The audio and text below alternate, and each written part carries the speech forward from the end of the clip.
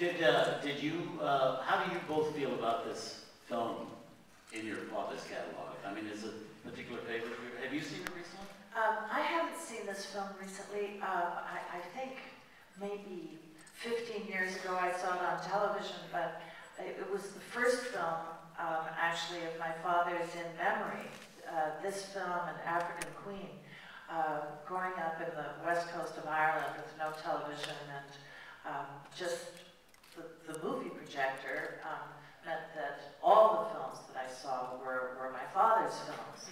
So the first time I saw a film that wasn't my father's, which was like Gidget Goes to Hawaii, I thought I'd like to have it. But Treasure of Sierra Madre was a staple in our household, and there was always this sort of endless routine of looping the projector, because no one really knew how to loop the projector. So it was always incredible anticipation as to whether, in fact, we could get the movie projected.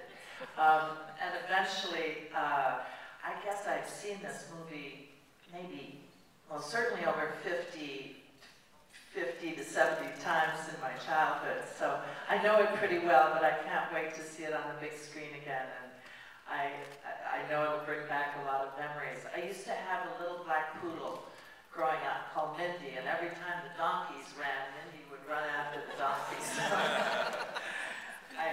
I always enjoyed that moment. I hope you will too. Yes, it was a deliciously noisy little projector, wasn't it? And usually a very scratchy print. But a way for us to say hello to our grandfather, and in a way it was a rather glamorous family album, and it's so wonderful to be able to share it with you all today. And thank you, Robert, for being such a champion of these films.